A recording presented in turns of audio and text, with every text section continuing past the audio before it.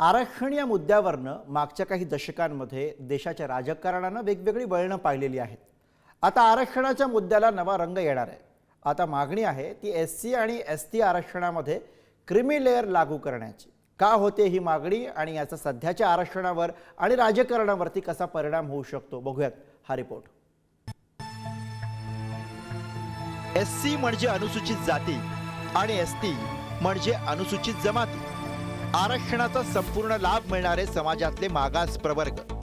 पण आता एससी आणि एसटी प्रवर्गातही ओबीसींप्रमाणे क्रीमी लेयर लागू करावं अशी मागणी जोर धरते। सुप्रीम कोर्टाने ही मागणी करणारी याचिका स्वीकारली। मुळात ही याचिका दाखल करणाऱ्यांना क्रीमी लेयर लागू व्हावं असं का वाटतं ते आधी समजून घेऊ।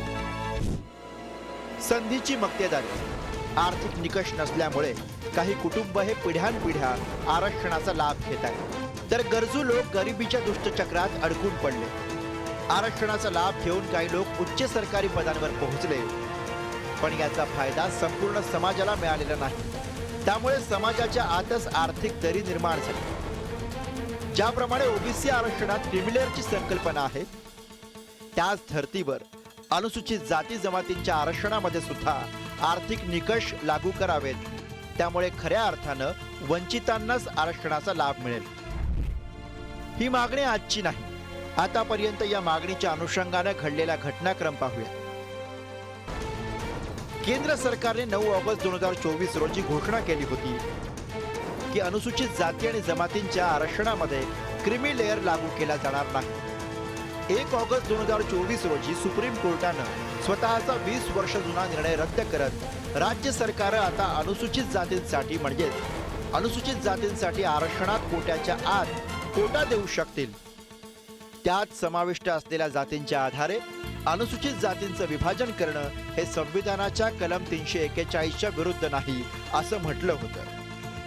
आता एससी एसटी आरक्षणात क्रीमी लेयर लागू करण्याची याचिका सुप्रीम कोर्टानं स्वीकारली। दरम्यान ही याचिका स्वीकारताना सर्वोच्च न्यायालयानं याचिकाकर्त्यांकडे उत्तर मागितलं।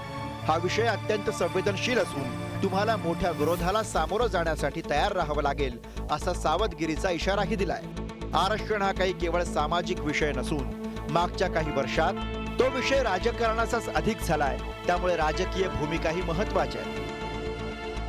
एनडीए सरकार बाबा साहेब अंबेडकर जी के बनाए संविधान के प्रावधानों के प्रति प्रतिबद्ध है, संकल्पबद्ध है।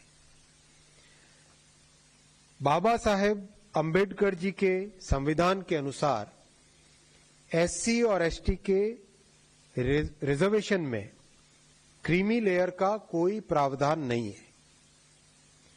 कैबिनेट का सुविचारित मत है, वेल थॉट थ्रू डिसीजन है कि बाबा साहेब अंबेडकर के संविधान के अनुसार ही एससी और एसटी का रिजर्वेशन की व्यवस्था होनी चाहिए।